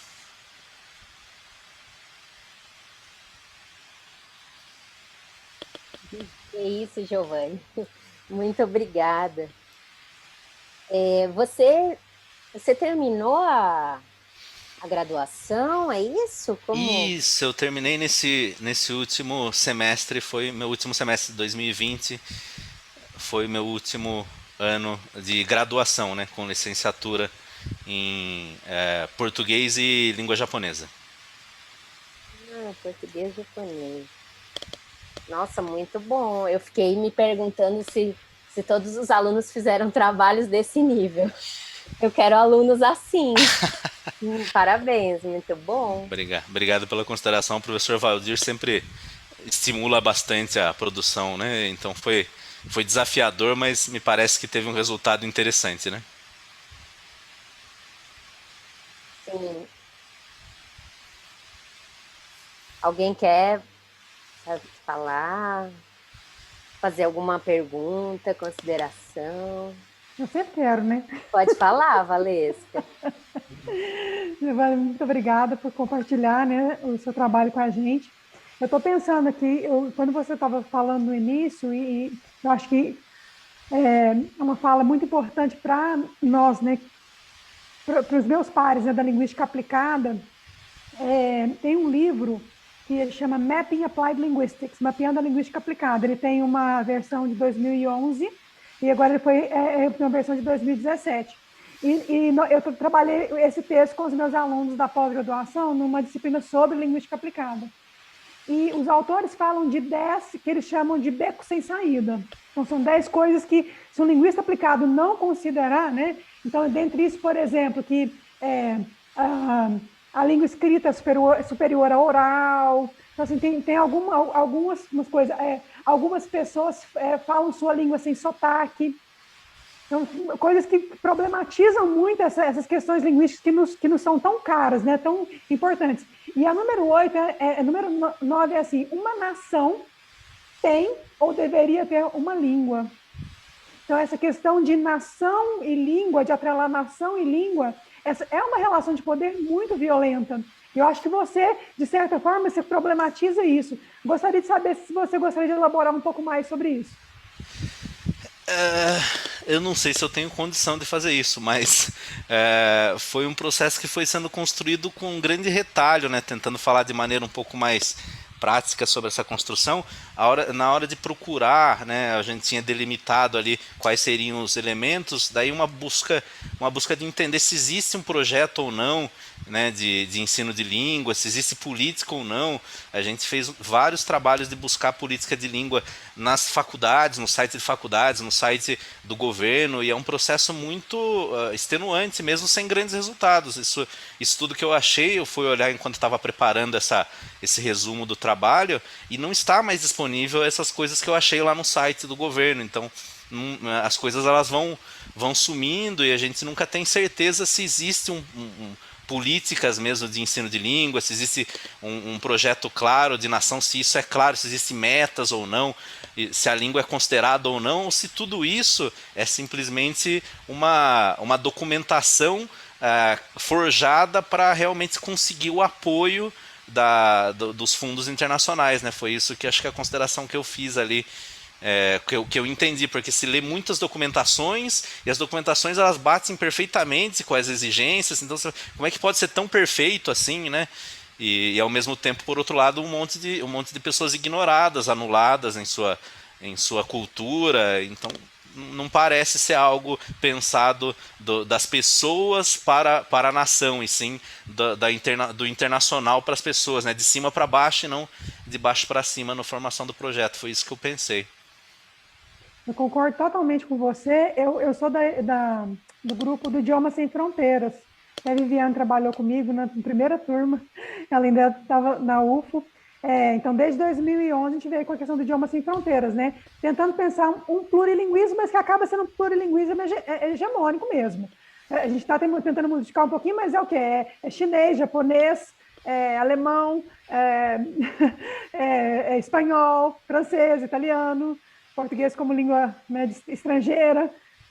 Então, assim, mas muitos documentos das universidades, elas só foram feitos, estou falando aqui na Universidade Brasileira, só foram feitos para concorrer aos editais, para participar desses grupos. Tem, por exemplo, agora aquele CAPES-Print, né, o dinheiro que foi dado.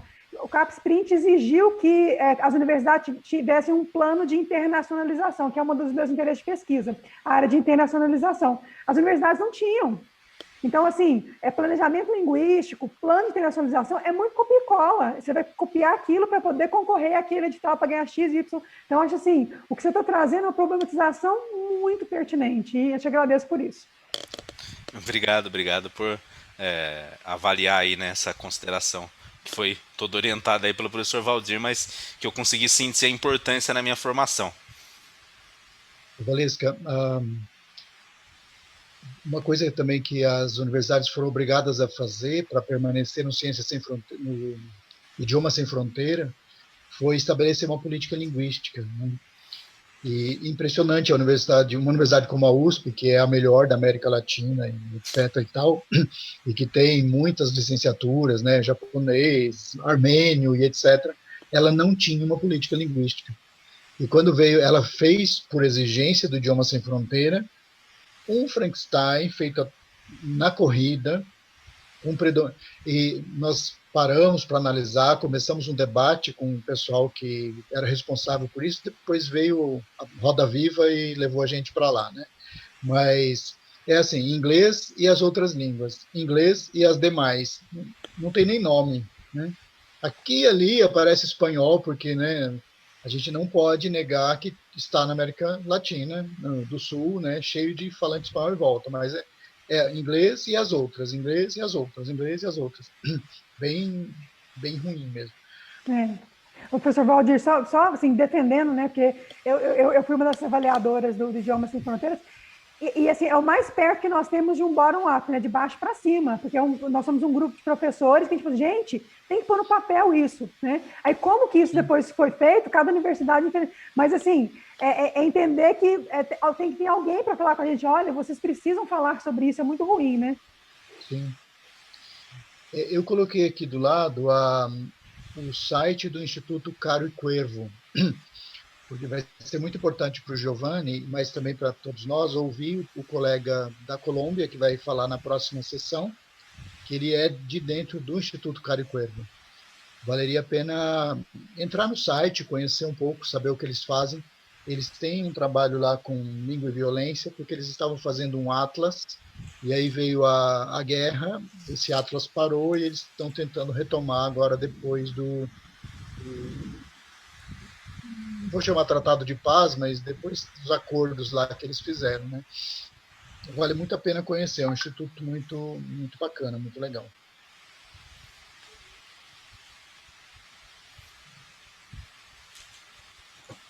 Olha, gente, eu estou pensando tanta coisa depois das apresentações de hoje que eu não sei nem como organizar minhas ideias do que falar primeiro, sabe? Porque é tanta coisa que eu queria comentar, perguntar, das duas apresentações, né? Mas em relação ao do Giovanni, primeiro eu fiquei pensando, inclusive no Instituto Caro e Cuervo, porque ano passado eu passei por um processo de escrever um artigo com a minha amiga, que também é professora de espanhol, pelas vias da análise do discurso Foucaultiano, sobre a variedade de espanhol ensinada pela visão, né, a formação discursiva dos professores de espanhol sobre a variedade linguística ensinada nas aulas. E aí, uma das formações discursivas era essa relação entre nação, sempre nação e língua, nação e língua, nação e língua, e trazendo para a nossa discussão o quanto que isso é violento, da mesma forma que a gente estava falando do Guarani, né? Onde a gente encaixa, então, o Guarani nessa discussão sobre nação? Será que resolveria simplesmente colocar o Guarani como língua oficial? Eu fico me perguntando. Aí e aí em relação ao Instituto Caro e Cuervo, então eu e a minha colega, né, a minha amiga Cíntia Galelli, nós recuperamos a história da institucionalização do espanhol. E aí uma das coisas é que sempre é um embate histórico de tentativa de prestigiar uma língua que não é prestigiada, no caso, a língua espanhola. E essa é por vias institucionais. Então, sempre foi pelo Instituto Cervantes, que é da Espanha, hegemônico, Europa, etc., totalmente um pensamento eurocêntrico e tudo mais. E aí é muito interessante pensar isso na América Latina, porque também do mesmo modo, numa tentativa de entrar no jogo hegemônico, de se tornar de soft power, uma discussão de soft power, porque aí nasceram outros, historicamente foram nascendo vários institutos, um deles o Caro e Cuervo, da Colômbia, né? E aí foi nessa tentativa e é sempre nessa disputa nacional, territorial, de disputa de poder. E aí eu achei muito interessante, Giovanni, você ter comentado sobre e quem ganha com isso, né? Sempre o dominante, porque se for olhar os dados do país, os homicídios continuam super alto. E assim, eu estive na Colômbia e eu fiquei pensando também, né, o quanto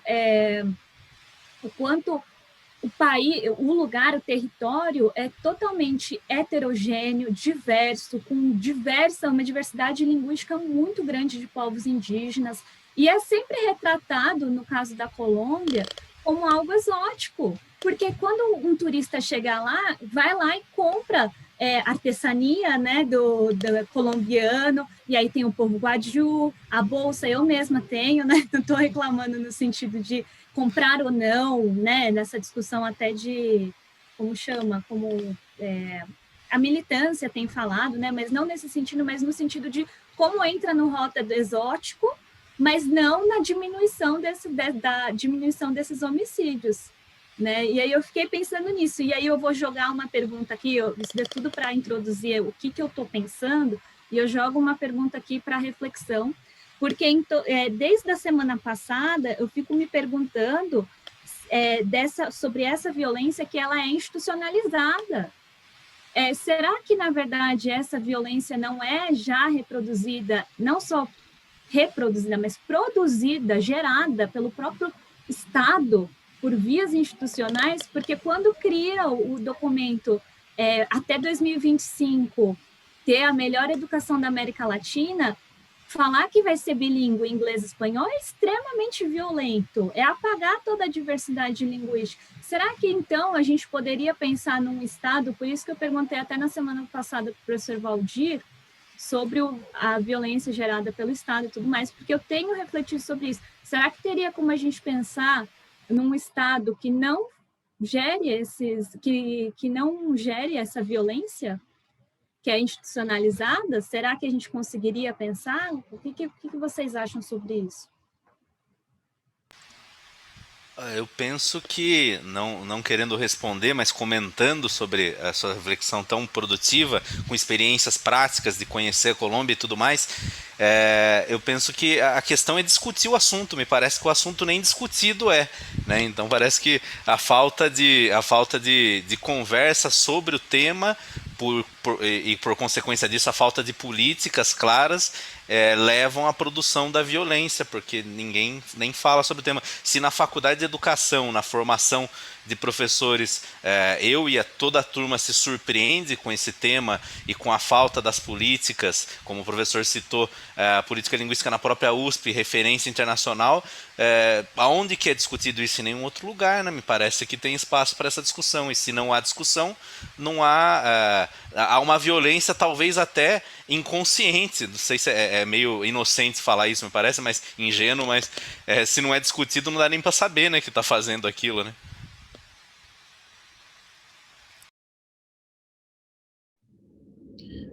Voltando a responder a pergunta da Maiara do encontro passado, eu tenho querido dizer que o Estado somos nós. Eu sei que não é bem assim, mas eu queria acreditar que nós podemos fazer coisas aqui no nosso... Como é aquele verso do Drummond, se não me engano, ele diz: lá embaixo a vida, metade de nada, se move. Eu lembro esse verso, não sei de quem é. Enquanto vida, metade de nada, aqui a gente pode se mover e se der, forçar o Estado a mudar de atitude.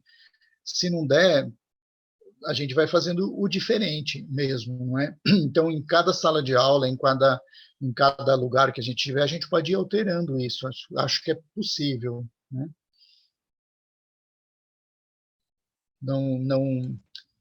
O meu orientador, meu ex-orientador, ele apostou muito que se conseguisse colocar uma proposta inovadora de ensino dentro das secretarias de educação, a gente alterava o ensino, e não deu certo, porque deu uma visibilidade muito grande e em seguida veio o neoliberalismo, que botou o PCN, que deu no que deu, né? Então, nós já vimos isso no Brasil por aí. A gente agora precisa fazer uma coisa que seja na comunidade mesmo.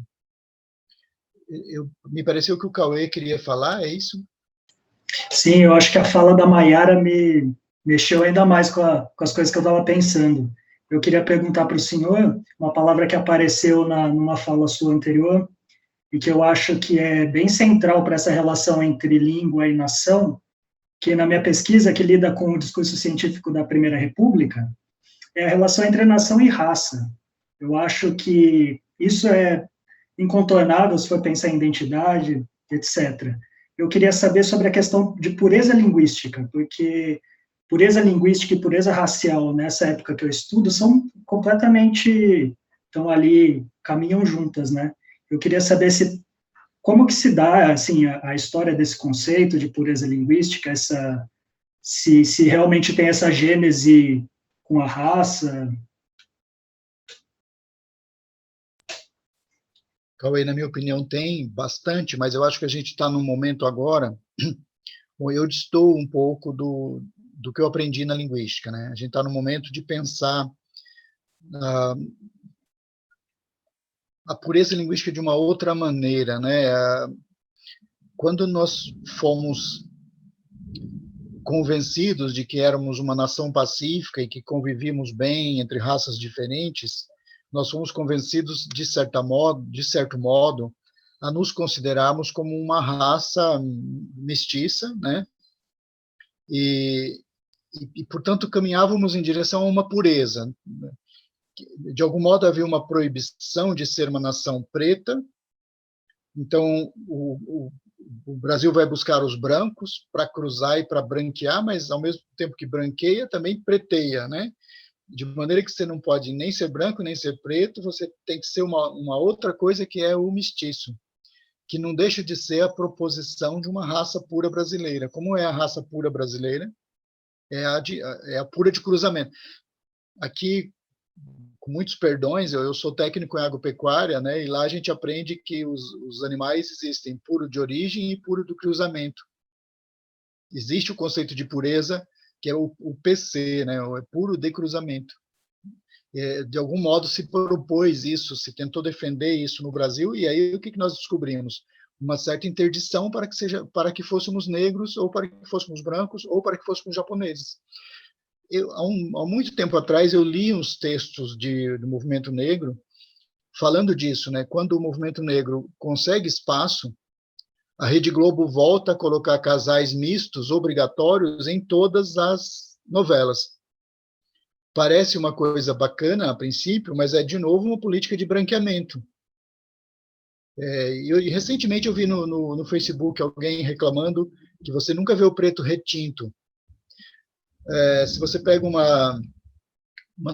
passou no Brasil uma novela angolana, e os meus alunos mandavam: olha, professor, você que gosta, você que gosta, você que gosta. Os atores são muito mais brancos. O ator que faz a novela, pelo menos a cena principal, ele é muito mais branco do que o angolano, de fato. O português que eles falam é o português de Portugal. E daí, igualzinho no Brasil, né? Quem tem sotaque nordestino faz a doméstica, faz o motorista, né? Igualzinho, igual. Quem tem um sotaque muito marcado de Angola fica num papel terciário. Então, hoje é necessário a gente perguntar o que significa pureza racial. Tem o problema da extrema-direita, trazendo de novo a supremacia branca, mas tem a ideia de criar uma pureza racial, que é a pureza própria do país da América Latina, que não pode ser índio. Tem que ser o cruzamento, porque com o cruzamento você é um pouco mais próximo do branco superior. No caso da língua, esse discurso da linguística, de dizer que as línguas mudam e os empréstimos acontecem, etc., parece estar admitindo uma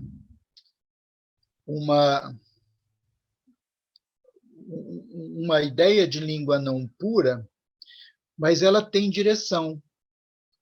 Quando eu falo para o meu aluno de letras, nós foi na loja, nós comprou, se eu uso nós foi, nós comprou, ele reage. Mas quando eu digo o motoboy foi no shopping e comprou um pendrive, ele acha normal. Se eu estou em Angola, o angolano pode falar assim: Cota, qual é a maca aí na banda? Eles falam isso entre eles. Quando a gente mostra que sabe e expõe, ele ri, ele se intimida, ele tem vergonha. Por quê? Para traduzir, seria alguma coisa do tipo: mano, qual é a treta aí no pedaço? Alguma coisa assim.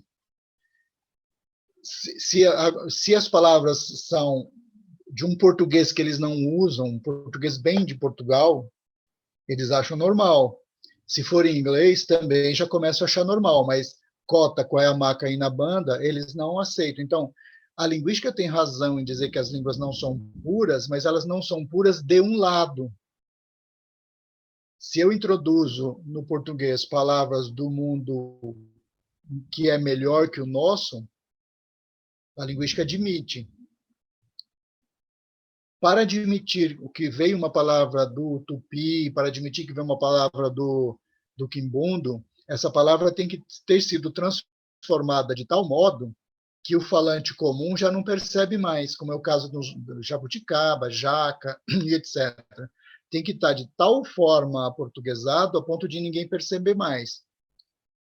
Porque quando aparece, tipo, o motoboy foi no shopping, aí tem que, né, Se essa mesma frase for dita com termos do Guarani ou do Caingangue, não sei, já não vai pegar bem. Então,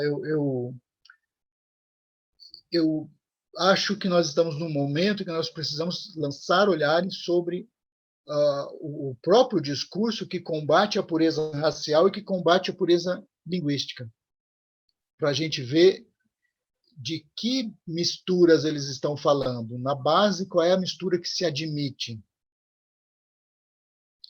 Quando Aldo Rebelo faz aquela lei, aquele projeto de lei proibindo o uso de palavras estrangeiras para nomear lojas e etc., um grupo de linguistas que já estava meio down, aqui está difícil, um grupo de linguistas corre e escreve um livro contra o Aldo Rebelo.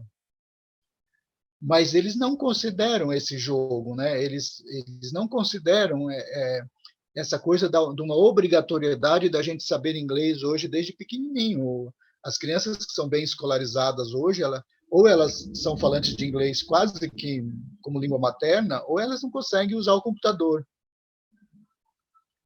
E isso não é assim, nós encontramos os falantes de inglês e pronto, daí a gente interagiu. Por que não faz isso com o japonês?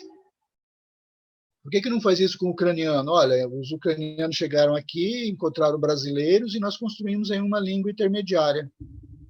Esta língua construída entre o japonês, o português, o ucraniano, o português, o armênio, o português, ela é estudada no exotismo. Olha, o japonês não usa o R, ele transforma tudo em L. Olha, o ucraniano, descendente ucraniano, ele não fala ro, ele fala ro. E vai por aí, entendeu? Então, eu acho que a gente está num outro lugar agora, que é de discutir qual foi o papel da linguística nesse sentido.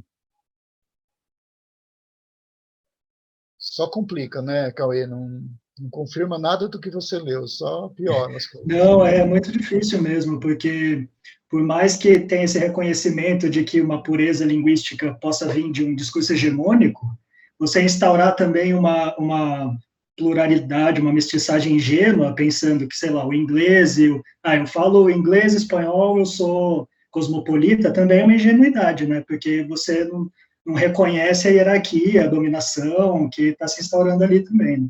É bem complexo.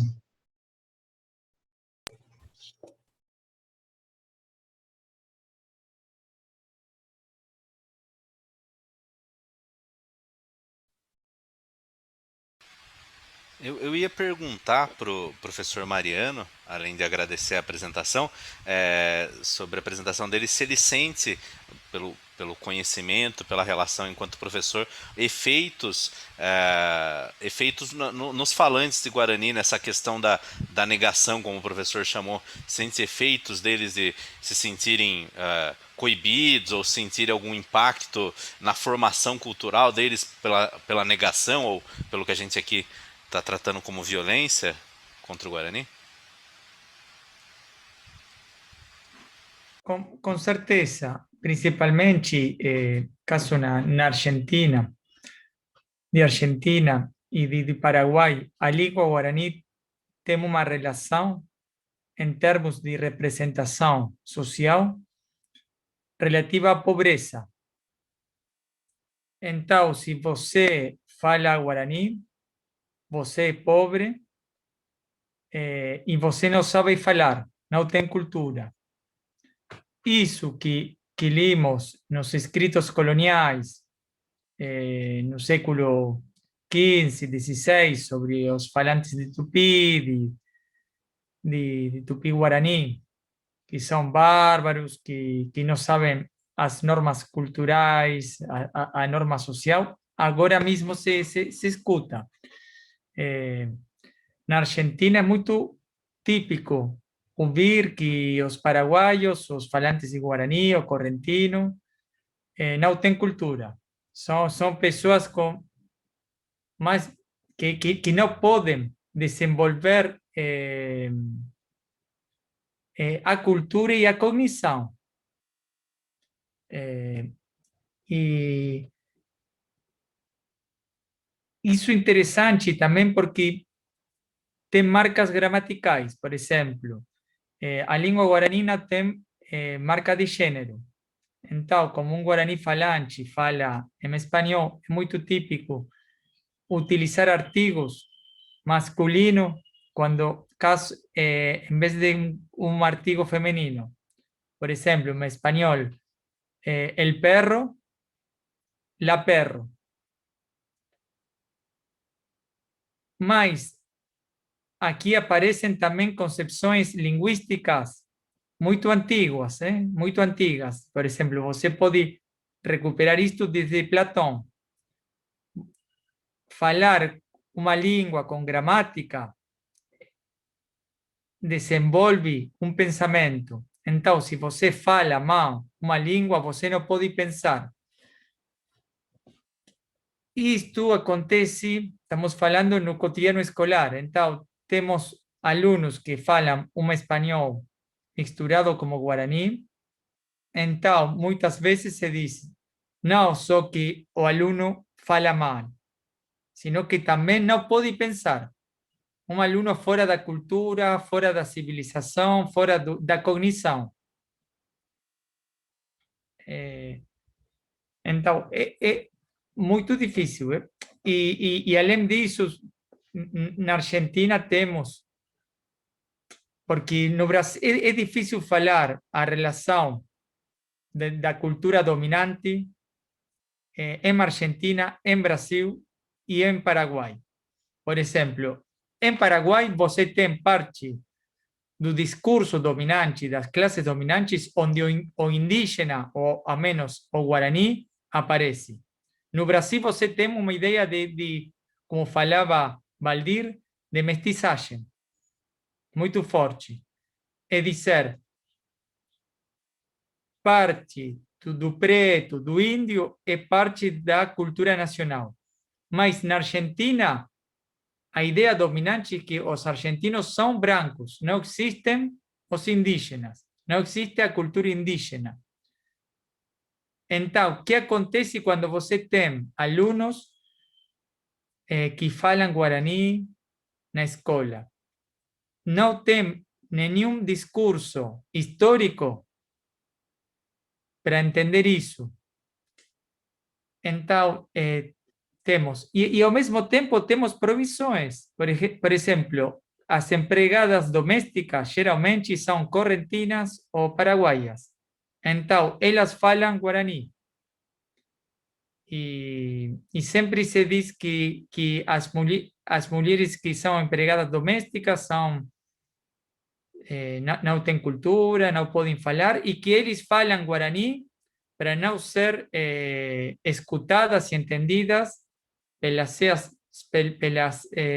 suas donas, suas empregadas. Inclusive, Jorge Luis Borges, o escritor da Argentina, ele teve uma empregada doméstica que falava guarani. E ele tem em seus escritos que o guarani é uma língua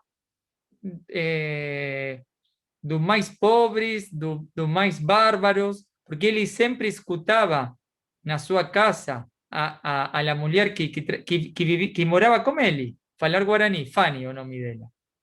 E ele tem uma frase famosa que diz: Argentina está tão ruim que pode ser que a língua latina, que a língua da cultura, na universidade, seja reemplazada pelo guarani, a língua das mucamas, das empregadas domésticas.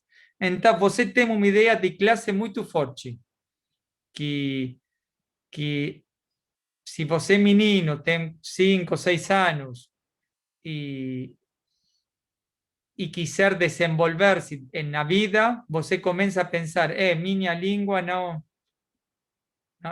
vale. Eu acho que a gente está batendo aqui nas 5 horas, é bom a gente ir encerrando. Eu coloquei aqui para vocês um convite, só não queria que espalhasse muito. A gente tem um grupo de pesquisa mesmo, que se chama Imagens da Língua, que tem feito seminários periodicamente, e agora com a pandemia a gente vai fazer várias reuniões mensais. Então, no dia 5 de abril, aí às 14 horas, o Mariano vai falar neste grupo, mas também tem duas colegas que são professoras do Marrocos. Elas vão falar em português mesmo. E a ideia é a gente ir amadurecendo a ideia de imagens da língua. De algum modo, violência sempre aparece, né? O Marrocos é um paraíso de multilinguismo também, né? E de violência por causa da língua. Então, caso vocês queiram ir, eu só pediria que vocês confirmassem comigo, assim que puderem olhar a agenda, confirmem comigo se vão, porque na sala cabe 100 pessoas só. Então, aí a gente já coloca vocês na lista para receber as informações. Acho que é isso, né, Viviane? Vamos encerrar, porque já foram 2 horas aqui. Isso, sim, Valdir. E pelos trovões, sua conexão não vai durar. Não vai durar, não. Ela já está oscilando. Pois é. Então, agradecer, né, quem conseguiu permanecer até o final, mas e já falando da semana que vem, é o Cauê, né? Na semana que vem, não. Eu sou no dia 9, na outra... Ah, sim. Peraí, deixa eu ver rapidinho aqui quem que é semana que vem. Semana que vem é Semana Santa, né? Deixa eu ver aqui. Dia 2 de abril, Daniel e Andrei, do Instituto Caro e Cuervo. No dia 2 de abril. Isso é o que está agendado, Valdir. Confirma, né? Não é Sexta-feira Santa? Pois é, mas aí ficou naquela programação que a gente fez. Aí muda, então? O que você... Eu acho que tem que perguntar para ele. De minha parte, eu já não sei mais o que é feriado, domingo, noite, dia. Para mim é tudo igual. Mas precisaria perguntar para eles porque eles podem ter alguma interdição religiosa, não é? Acho que temos que perguntar e depois mandar um e-mail para todos, confirmando ou reagendando. Só... Se bem que eles confirmaram, né? Mas como era ano passado, será que não viram que dia 2 de abril ia cair, né? Pois é. Eu não tinha visto, eu vi agora. Eu também não. Não, então vou perguntar para eles. Se eu não falar nada, então continua aí, a Daiane vai mandar o e-mail lá para quarta ou quinta-feira, né? Com o link de novo, caso tenha algum inscrito. Tá ótimo. Então, obrigada, gente. Boa tarde. Então é isso. Um abraço. Até tchau. semana que vem. Eu vou fechar as janelas aqui, porque a chuva está mesmo chegando. Tchau, gente. Tchau. Um prazer.